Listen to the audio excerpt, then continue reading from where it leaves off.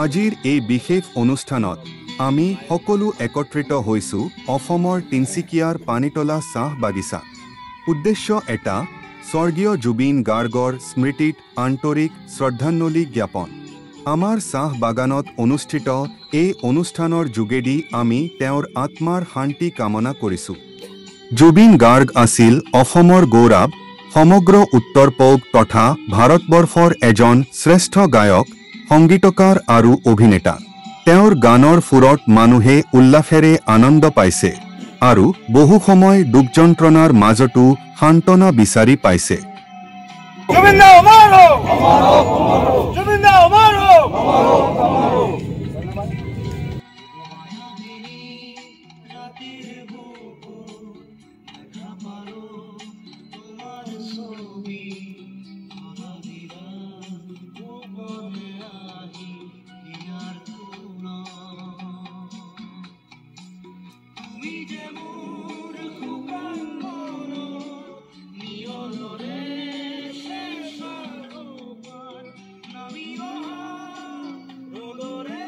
ইয়া আলী, বিদেশী বন্ধু, মায়াবিনী, এই মন আৰু অনন্ত জনপ্ৰিয় অসমীয়া আৰু হিন্দী গীত তেওঁলোকক জনসাধাৰণৰ হৃদয়ত অমৰ কৰি ৰাখিছে। সিধি গায়ক নহয়, জুবিন গাৰ্গ আছিল অসমৰ সাংস্কৃতিক দূত। তেওঁ অসমৰ শিল্প সংস্কৃতি সমগ্ৰ দেশৰ মাজত পৰিচিত কৰাই তুলিছিল। প্ৰথমতে আমি প্ৰদীপ জ্বালিলে আলোৰে সৈতে আমৰা তেওঁৰ জীৱনৰ আলকৈ চিৰকাল আমাৰ হৃদয়ত জ্বলন্ত হৈ থাকক বুলি কামনা কৰিছোঁ। তাৰ এচৰ ধূপ জ্বলাই তেওঁৰ আত্মাৰ শান্তিৰ বাবে প্ৰাৰ্থনা কৰা হয়। এই ধূপৰ সুগন্ধিতেই আমাৰ হৃদয়ত স্মৃতি আৰু ভালপোৱা জাগি উঠিল। আৰু আমাৰ কৰ্মচাৰীবৃন্দ, আমি প্ৰথমতে যিটো আজি কাৰ্যত উপস্থিত হৈছোঁ, আমি সকলোৱে গম পাইছোঁ যে আমাৰ ভগৱান স্বৰূপ আমাৰ শিল্পী শ্ৰী স্বৰ্গীয় জুবিন দা আমাৰ মাজত নাই, জুবিন গাৰ্গদেৱ আমাৰ মাজত নাই। আৰু তেখেতৰ শ্ৰদ্ধাঞ্জলি আমাৰ পানীতোলাতে বুলি নহয়, আমাৰ সমগ্ৰ অসমতে এই কাৰ্যসূচী আজি পালন কৰা হৈছে। আৰু সেই উপলক্ষে আমি আজি চাহ বাগিচাও বন্ধ দিয়া হৈছে। আমি তাৰ প্ৰথম কাৰ্যসূচী যিটো দ্বীপ প্ৰজ্বলন কৰি আমি তেখেতক প্ৰথমতে পৰিচালক মহোদয়ক শ্ৰদ্ধাঞ্জলি আগবঢ়াবৰ বাবে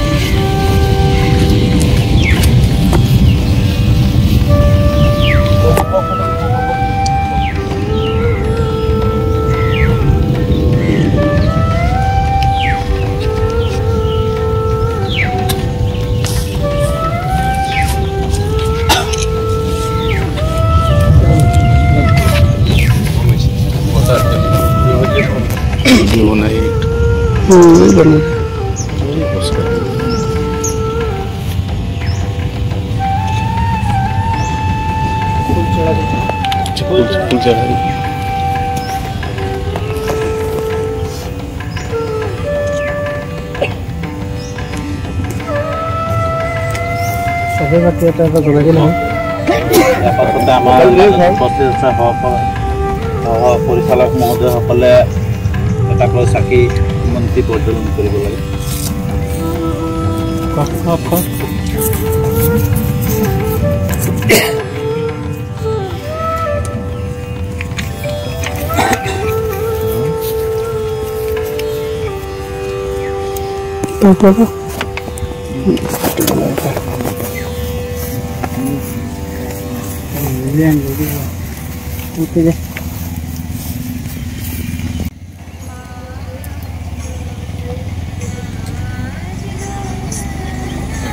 সেই আগটো চেপি লওক অলপ তেতিয়া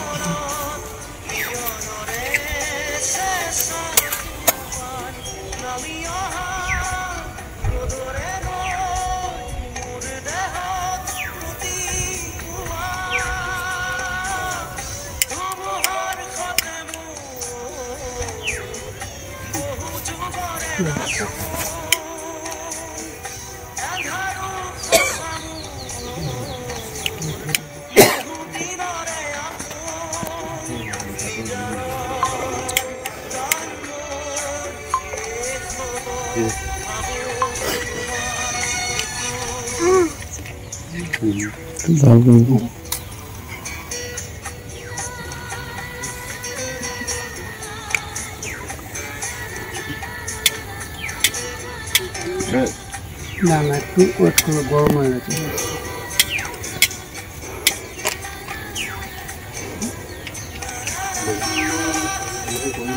একটু পাকিয়ে জ্বালো একটু নিয়ে জ্বালো দিয়া বাতি জ্বালা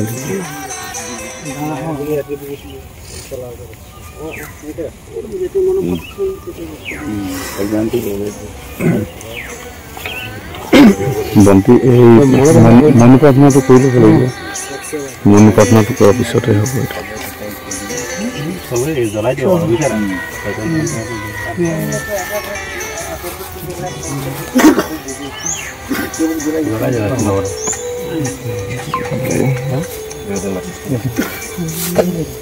আপনি লাহেকে বেকা হৈ দিছে মোক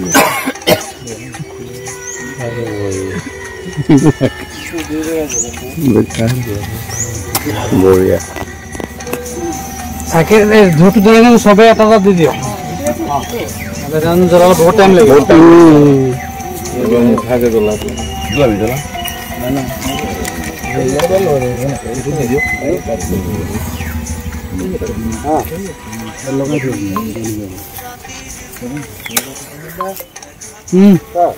ৰবা এই একেবাৰে কৰি লওঁ মনে প্ৰাৰ্থনাটো আছে নহয় কি আছে মনে প্ৰাৰ্থনা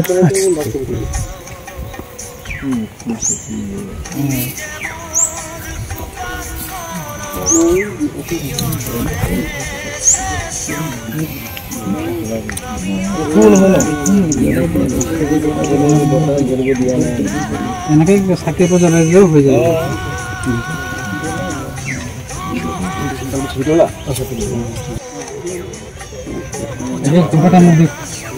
জ্বলাব অলপ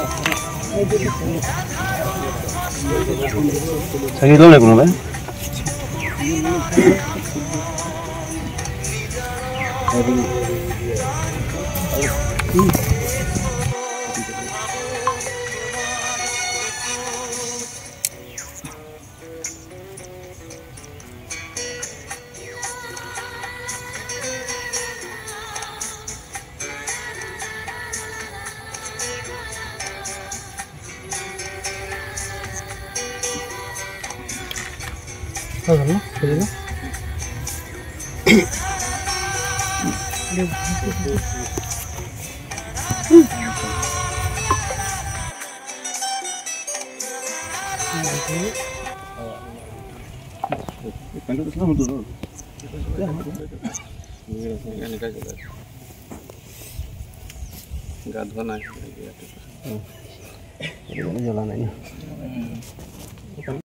লাভ কৰাৰ বাবে আমি 1 মিনিট সময় সকলোৱে মিলি তেখেতৰ স্মৰণ কৰি আমি মন প্ৰাৰ্থনা কৰিম আৰু এই মন প্ৰাৰ্থনাত অনুষ্ঠানৰ এক বিশেষ মুহূৰ্তত আমি সকলো 1 মিনিটৰ বাবে নীৰৱতা পালন কৰিছো। সেই সময়ছোৱাত আমাৰ মনত বাজি উঠিছিল জুবিন দাৰ অমৰ সুৰ। তেওঁ আমাৰ মাজত শাৰীৰিকভাৱে উপস্থিত নাথাকিলেও তেওঁৰ কণ্ঠ, তেওঁৰ গীত চিৰকাল জীৱন্ত হৈ থাকিব।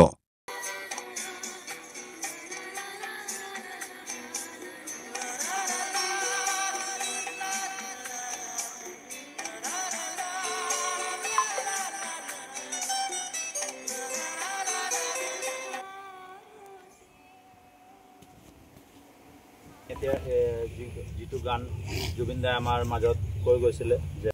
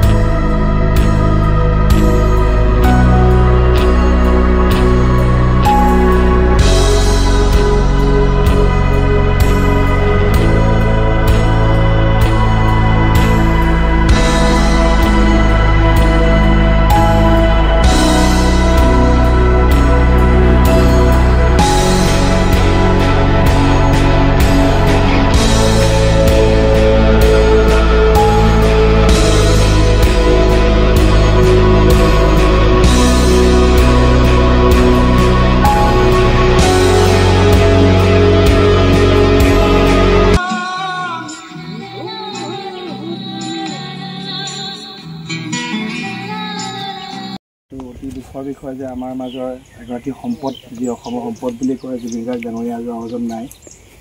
সৰুৰ পৰাই যেতিয়াৰ পৰাই জন্ম হৈছোঁ আমি তেখেতৰ গান শুনিয়ে ডাঙৰ হৈছোঁ বুলি ক'ব পাৰি। বৰ্তমানলৈকে তেখেতৰ গানে আমি শুনি ডাঙৰ হৈছোঁ। তেখেত আমাৰ মাজত নাই, এইটো অতি দুখনীয় বিষয়। তেওঁ যাতে আত্মাৰ শান্তি লাভ কৰে আৰু য'তে থাকক তেওঁ যাতে সদায় স্বৰ্গত থাকি সুখ লাভ কৰে তাৰে কামনা কৰিলোঁ। মই বহুত বহুত ধন্যবাদ আমাৰ ৰাহুল সেনাপতি ছাৰদেৱক। আৰু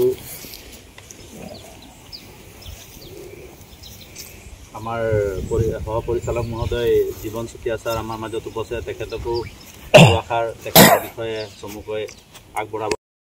যিটো এতিয়া শুনা মতে তেওঁ বিশ্ব চতুৰ্থ যিটো আমাৰ শ্ৰদ্ধাঞ্জলিৰ কাৰণে যিটো ৰেলী হৈছে, জুবিন গাৰ্গৰ বিশ্ব চতুৰ্থতম ৰেলী হৈছে। ফাৰ্ষ্ট হৈছিলে আমাৰ মাইকেল জেকচন। তাতে মানে বুজিব পৰা যায় যে তেওঁ অসমৰ মানুহৰ বা ভাৰতবৰ্ষৰ মানুহৰ মানে কিমান তেওঁ মৰম চেনেহ, কিমান তেওঁ সম্পত্তি, যিখিনি তেওঁ অজস্ৰ সম্পত্তি গঢ়িব নোৱাৰিলেও যদিও মানুহৰ মৰম কিমান তেওঁ কৰিব পাৰিলে, তাতে আমি অনুভৱ কৰিব পাৰোঁ। আৰু ইয়াকে কৈ মই বক্তব্য সামৰিছোঁ। বহুত বহুত ধন্যবাদ থাকিল আমাৰ জীৱন চুতীয়া দেৱলৈ। আৰু তাৰ পাছতে আমি আমাৰ পৰিচালক মহোদয়ক দুআষাৰ চমুকৈ বক্তব্য ৰাখিবৰ বাবে বেয়া লাগি যায় ক'ব নোৱাৰিম। তাৰপিছতে আমি বৃক্ষৰোপণ কাৰ্যসূচীত আগবাঢ়ি যাম। सभी को नमस्कार। सबका बहुत बहुत धन्यवाद। हम लोग श्रद्धांजलि अर्पित किया मोविन जिगर को। तो ये बहुत ही लॉस है, ग्रेट लॉस है ये हमारे इंडिया का। हमारे आसाम का तो बहुत ही ज़्यादा है क्योंकि यहाँ वो जन्मे थे। और सब पूरे आसाम में आप देख रहे हैं कितने दुखी हैं, हर आदमी बहुत दुखी है उनको लेकर के। और शायद अच्छे इंसान का ना अच्छी आत्मा हो, मतलब अच्छी आत्मा, इंसान क्या आप सब आत्माएं हैं। तो कहीं ऊपर में भी शायद उन्हीं की ज़रूरत होती है, कुछ ऊपर वालों की ज़रूरत होगा, कुछ वहाँ भी कुछ ज़रूरत पड़ रही होगी उनकी, इसलिए से उनको जल्दी जाना पड़ा। बस यही है कि उनके परिवार को बहुत भगवान से प्रार्थना करते हैं कि उनके परिवार को बहुत